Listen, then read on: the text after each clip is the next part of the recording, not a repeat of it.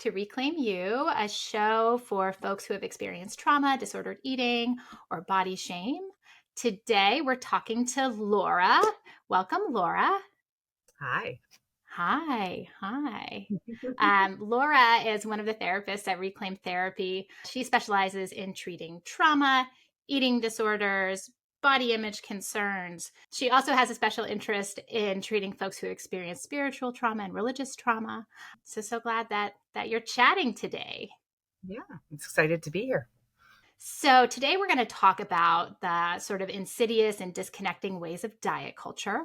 Hmm? But before we do that, I'd love to hear from you a little bit. Like I've asked everyone so far, what does Reclaim You mean to you in your personal life and in your work with clients? It's a really good question. I think I have to be honest, like when I first even was introduced to this practice as a potential place to work, the name alone was like, ooh, Mm, very, very intriguing to me because I think there is something in how we live so often where we are so disconnected.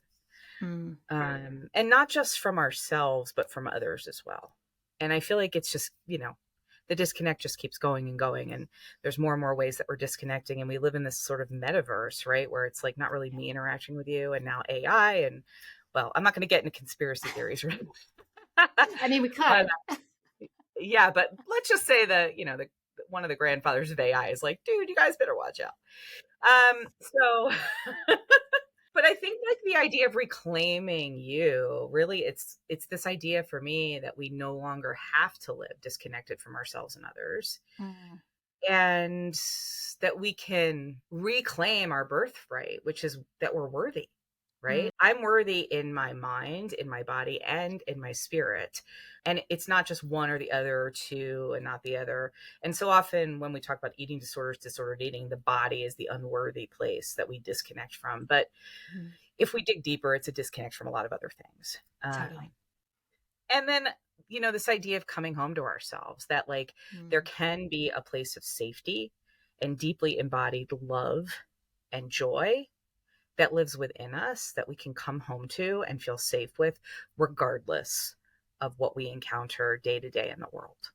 really beautiful. I'm like soaking all of that in. I can feel it in my bones. Yeah. It's real, right? Mhm. Actually there's a painting that was my mother's. It's called I'm Coming Home, and it's this woman traveling Mm, this road to this cottage, like on the Irish seaside or something. And I remember my mom, who struggled, that meant so much to her. She hung it on her wall, especially in her, at the end of her life. She was bedridden basically for 6 years. mm. Uh, and just that idea that, home can mean a lot of different things, but that the home can be within. So let's dive into diet culture a little bit. When you started doing this work, and like when your eyes kind of opened to diet culture, Mhm. because I think that's kind of what it is sometimes, it's this like awakening of like, oh shit. What stood out the most to you, or what kind of shook you the most? I think honestly, what shook me the most was like, wait, there's something different than what I know. Yeah. Seriously, I was like, what is this? Like, because diet culture was just so woven into every aspect of who I was. Hmm.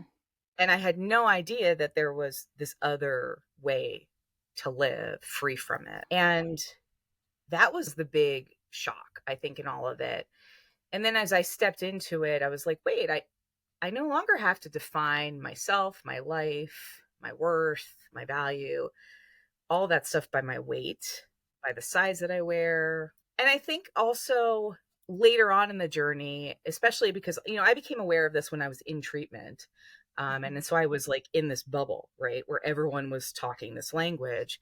Yeah. And then going out into the world. And then also during the pandemic, being shut off from the world and having that as my grounding, if you will, and then Uh, having to go back out into the world, the challenge that it is to continually each day choose mm, anti-diet culture, if you will, to yeah. choose to embrace, accept an anti-diet lifestyle.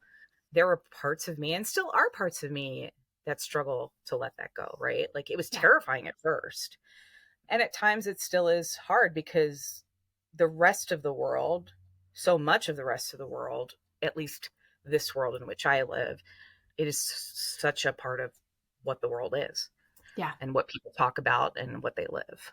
Hmm. Mhm. Yeah. That choice piece feels really huge, right? That we don't Yeah. know that there is a choice until we Mhm. know. And then sometimes choosing to stay resilient or to reject or, to work the anti diet side of things can feel really Mhm. overwhelming and disconnecting. You're one person standing alone on a desert island can feel really Exactly. Yeah. isolating. Yeah, and the more that you like are choosing the alternative, right? The more that you're countercultural, the more the culture fights back and you're like, "Wah!" And Hmm. so, that the idea of also having places of safety and support as a part of Mm. that can reinforce what I know now to be truth and what I know now is the only path for me that really led to true healing Mm. and continues to, right? Yeah. Yeah. This like Yeah. Are deepening. we ever Sure. healed per se? I think Right. healing is a process in and of itself. Yeah. Totally. It just Mhm. kind of expands and deepens and the Exactly. the path keeps going. Yeah. Yeah, and trees keep falling and rock slides and all that stuff. And after a while, we're like, damn, I've been down this way before. I know how to climb over this, or I know how to, move Uh-huh. this out of the way. Oh, I have some people who can help me. Yay. Yeah. Yeah. So what have you seen or, what do you talk about with folks when we're thinking of like the really sneaky ways that diet culture shows up in just our everyday? I know there are really kind of Mhm. blatant ways of like Weight Watchers commercials or whatever they call themselves now. But what are the sneaky ways that you've come to know or notice that it just kind of creeps in and tries to hook us in? Yeah, a conversation that often comes up with clients is this idea of from the moment we wake up and we feel ourselves in our bodies, one negative moment can shift the whole trajectory of our day. So I could be getting up on the happiest day of my life per se, or what Mhm. should be like my wedding day. Uh-huh. And I have a moment where I feel a certain way in my body, or I catch a glimpse of myself in the mirror, or I try on something that doesn't quite fit the way that I wanted it to, right? And all of a sudden, anything positive goes away Mm. Yeah. from the very time we wake up in the morning and throughout the Mhm. day. So like that the course of my day was changed so dramatically with any type of moment where something was triggered in me. Uh-huh. Um, and then also just not being aware of why I was feeling so irritable or angry or what have you, or down or sad, and attributing it to somehow it was my fault, or why can't I get my shit together, just not understanding that there were other forces at work beyond me that were contributing to those triggers, and instead just the self-blame and shame that just then further turned my days and my weeks and my months and my years into really challenging, difficult times. Yeah. Um, I think as well, like I think about healthcare, and I talk about this a lot for my Mm. clients who like avoid healthcare.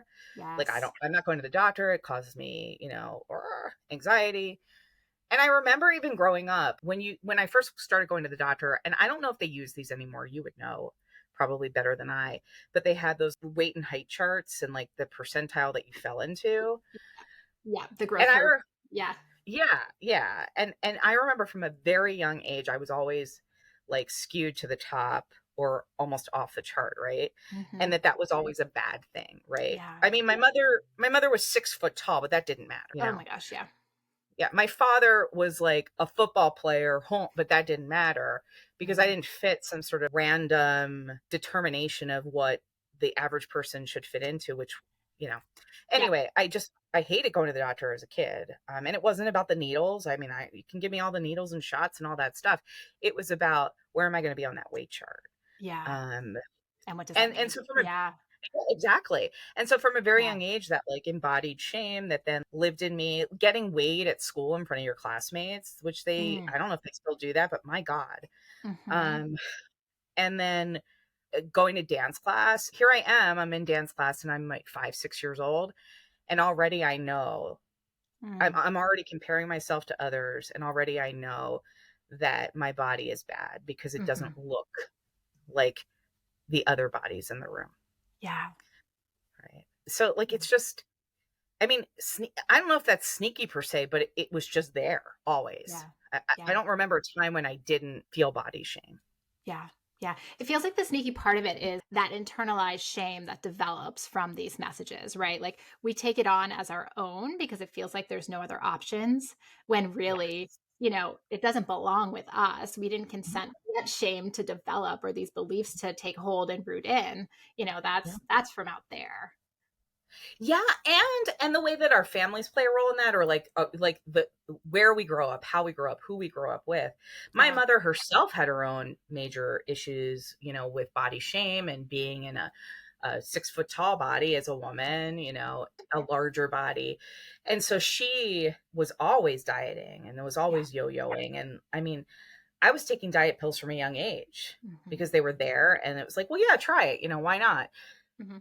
Not understanding. I mean, what person of 5, 6, 7 gets that Hmm. this is a problem? These weren't my, and I'm not blaming my mother. She was a product of the same.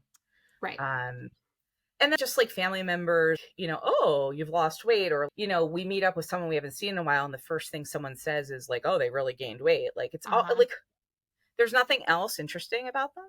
Like Right. that's all you have to say. Right. That's the Um, observation. Yeah. Yeah, and so that all, there was just so much shame. Like I didn't believe in myself. I wouldn't do things. I would, I never thought I could be an athlete. I never thought that I could, do so much. Hmm. So I mean, the impact was beyond. I think as well, like the way that people just casually comment. Hmm. And as I said, I was a pastor for a number of years. I remember I had bariatric surgery and had been going through weight loss at that time. And I remember people always feeling like they had a right to comment on Mm. what I looked like. And that happens as a woman who's a pastor anyway. People sort of feel like they have that liberty to do so. Privilege. Yeah. Um, Yeah. Privilege, yeah, whatever. Yeah. Invitation. I No. don't know. We could use it like a million words, but like, no. Yeah. Yes. Do I go into your workplace and talk to you about your body? No. But I just remember like people saying, "Oh, you're just so beautiful, and now that you're losing this weight, the men are going to be coming out of the woodwork." And da, da, da, da, da. Mm. So even when it came to like, am I worthy of a partner? And Yeah. that was so normal. It was so normalized. Is so normalized. Mhm. And just like then the isolation, the refusal, or not refusal, the resistance rather, to engaging in any aspect of life, whether it's travel or dating, going out to dinner, just because I felt like I wasn't worthy of it, and I didn't know what I would encounter. Yeah. And that pulls into self-care, right? The hesitation to engage in self-care Yes. because are you worthy of that? Are you deserving of that? Especially when self-care behaviors have for a lot of people for a lot of years what we consider self-care is actually rooted in diet culture, body shame. Oh, yeah.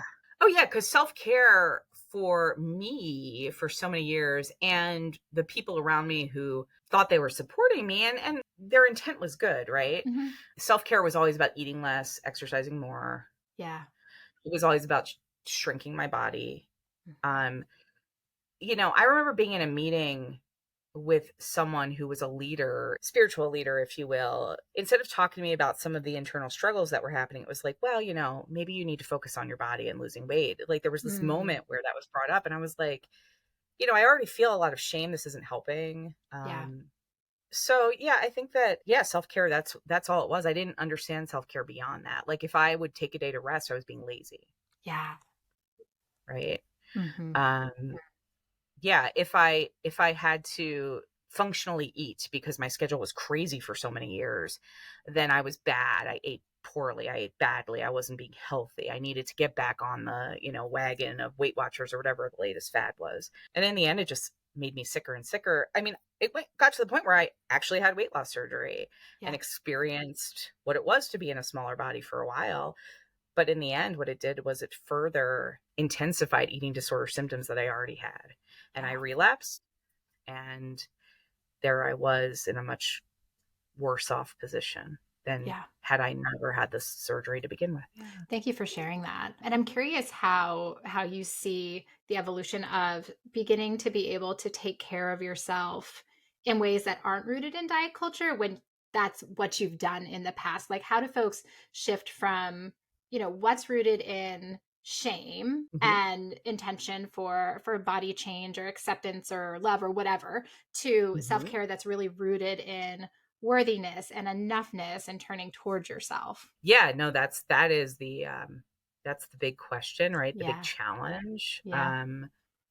For me, it started personally, and I think that this is what I try to bring into my work with clients. It really started with learning to listen more deeply and broadly. That wisdom was not just that which we in our brains were told was the right thing to do or what have you, or had learned growing up, but that like our bodies had other ways to communicate to us, right? Hmm. That we can move into our emotional space in a safe way in the right setting. And I think like it's that listening beyond the thoughts when it comes to diet culture type stuff, or when it comes to self-care, like, is this self-care behavior in which I'm engaging, if I really listen deeply, am I feeling better? Yeah. or Yeah. or do I just feel shittier? Right. I think that's a really good place to start. And what is And better when it doesn't have to do with weight loss or body change or whatever? Like, what is better? Yeah. what is better? Yeah, how do we even define that? And Yeah. if I've been told that feeling that way is bad, how can I even let myself feel that way? I mean, Yeah. it's really complicated. Also the language, like I'm so curious, and I listen deeply to the language that people use. And whenever there's all those shoulds, needs, healthy, whenever there's those buzzwords coming into the conversation, for me that's a really good indicator that there's some trapped stuck thinking and Yeah. doing.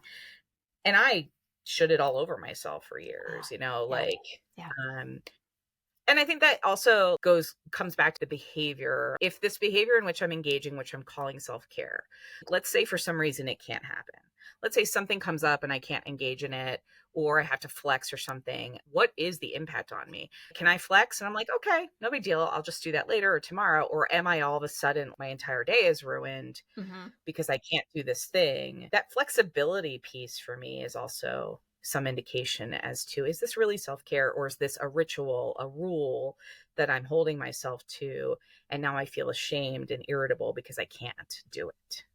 And, when we think about eating disorders and Mhm. the intersection, or I mean, so much, I could say so much, but the intersection of eating disorders and diet culture, what does this mean for folks who are struggling with disordered eating or a diagnosed eating disorder, who have just like really struggled with their relationship with food over the years? Well, I think it's not their fault is what I want to Yeah. like, is my immediate response is it's not your fault. Yeah. Right. Like sometimes I do feel like I'm Robin Williams in Good Will Hunting, when he's sitting with Matt Damon, like, it's not your fault. Matt Damon just like falls apart finally after all Uh-huh. the resistance. They did a good job there, I think, because there Yeah. are days where, it's not our fault. And diet culture spends bazillions of dollars Bazillions. trying to convince you that it is your fault, Yeah. And or planting that that some shame.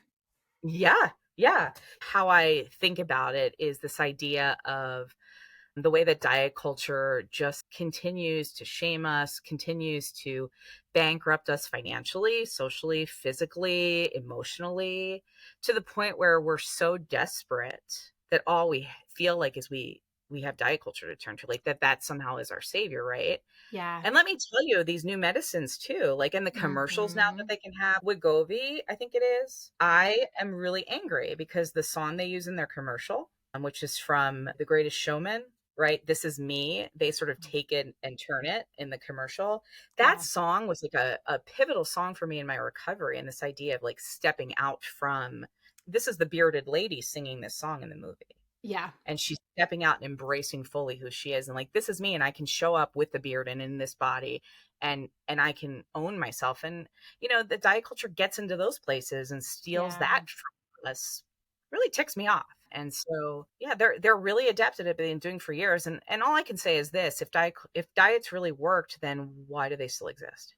Yeah. Why are they repackaging? Why do we go back to them? How many times are you going to go on Weight Watchers before you Yep. realize that maybe Weight Watchers is the issue? Right. Right. Right. Yeah. Absolutely. Absolutely. Yeah. Yeah. And something that you said earlier too about the shoulds or the kind of fear mongering around health and things like that. Mhm. I was just thinking about how those are those little other sneaky ways that just kind of like Mhm. hook people back in, right? Mhm. Even, Yeah. eating disorder treatment centers who are operating on very old paradigms of, weights and food structure and things like that. Those are still very rooted in diet culture and are really harmful to folks who are, actively trying to recover and shift to a different paradigm. Well, and even the stuff around the food industry and some of these like rigid behaviors that have come out of trying to sell food to people, if you will, like Mm, and create orthorexia and things like that, where it's, oh, where's this sourced? It has to be sourced here. It has to be, and all of a sudden there's all these other rules that we can create for ourselves. And then the shame of, well, if you don't eat the way that I do, then you're somehow morally responsible for the mhm. care and concern of animals or this and that. I'm not saying there's not a tie into that, right? Mhm. But there are some places and spaces and folks who really take that to the nth degree, and there can be a Yeah. lot of further shaming around that. Anything else that you feel like would be helpful or supportive for folks to think about or consider when it comes to diet culture and how it kind of sneaks in and disconnects us from ourselves? Yeah, I thought about how diet culture just really it for me in my work and in my own personal journey, the way that diet culture teaches us to completely reject ourselves and to choose to do so all the time, Yeah. every day. You know, that I'm always seeking to change myself. I'm always seeking, the latest, whether it's a diet or the latest healing modality, the latest what have you, the latest fad exercise, right? Mhm. To try and change myself. This is the answer to all of my prayers Yeah. because the only thing that matters is that I will be in a thinner body. That's all that Mhm. matters. It doesn't matter who I am as a person. Yeah. It doesn't matter what gifts I have. It doesn't matter my relationships. None of that matters because, my life was not allowed to be lived. My life was not allowed to begin until I lost the weight. And that was the narrative for me. Mhm. Well, when I lose weight, I'll do this. And to just let folks know that it doesn't have to be that way, right? Like that, first of all, I want to normalize that. If you're thinking Yeah. that way, you're not alone Right. and it's not your fault, And it's not your right? fault. I was going to say that. And it's not your fault. Still not your fault. Never your fault. Yeah. Yeah. Yeah, exactly. And that your life is now. Like so how do we Mhm. embrace the present moment in whatever body we're in? Because our bodies are going to change inevitably Yeah. for various reasons. I mean, and it's not all about just food and exercise, which we want to boil it down to. There's so many genetic factors involved, there's so many other factors involved. And then also there's just the stuff of life, right? Having a baby is going to Mhm. change your body, Yep. right? My husband completely tore his quad from the bone and had to rehab for 18 months. Like that's going to change your body, Yes. right? And we need to normalize that women who are in their 70s and 80s and 90s are still having, and men, I'm sure too, but in my circles, women are still having these conversations about trying to shrink their bodies. Like you have lived a lot of life and this is still the conversation. Yeah. My goodness. I mean, that it's just so sad. Yeah. And you deserve so Um, much more. Right. yeah. Yeah. Yeah. How much of life have we put off or have we let pass us by because we didn't feel worthy, because we didn't happen to fit a certain size or body? And I think that the other thing I failed to mention earlier is as a person who's always been in a larger body, something as simple every day as like going clothes shopping Mhm. and like never knowing if I was going to be able to fit into anything, if they would have my size, Yeah. and then eventually when I got into larger sizes, having to go to specialty places and pay more money Mhm. and feel shame around that and not having the variety, you know. Something like Yeah. thrift shopping even. Like I Mhm. love thrift shopping, I love vintage shopping, but even then I'm like, the odds are if it's clothing, I'm not going to find something in here. And if it touts, like there's this lingerie shop I just saw when I was down the shore and it was like for women of all sizes, but they ended at a size that I would say is there's a lot of sizes above it. So Yeah. all that stuff. But I think the bottom line for me, what I want people to know is you do not need to buy this anymore. Mhm. That indeed, it's like Dorothy, right? You always had the answer inside of you. We Yeah. have the wisdom inside of us, but it's buried under all of this bullshit. Yep. And so I'm here, you're here, others are here to help you. We'll get the shovels out, we'll start to dig through it. Start digging. It's going Yeah. to suck, right? It's going to suck at times, but it's so worth it because in the end, what we uncover is this life that is so worthy of being lived and embracing and a place that we can call home. Yeah. That's reclaiming Mm-hmm. our lives. Mm-hmm. That's what this Yeah. is about. And I'll just add real quick that Laura just wrote a blog all about size inclusivity and some considerations for folks who consider themselves size inclusive. So Yeah. I will link to that blog post in our show notes if it would be supportive or helpful for folks to look at or share with people in their lives. It's a really great piece. Yeah, and I don't know if we have this capacity, and if not, I mean, people can feel free to reach out to me individually, but like I'd love to hear other people's stories, because I mean, mine was but one experience that I was Mm-hmm. lifting up. I'm sure there's other wisdom out there, and to just, invite that conversation, like, what are ways that would help you to feel Mm. more safe wherever you are, more at home, less like you didn't have to constantly be, oh my gosh, am I going to encounter another barrier here or here or here or Mm-hmm. here or here, to the point where you can't enjoy anything. Absolutely, absolutely. Send messages, contact Laura. We'd love to hear more about that from folks Yeah. directly. Yeah. Yeah, sure. Okay, everybody. Well, that does it for today's episode. We'll be back next week with more. We'll talk to you then.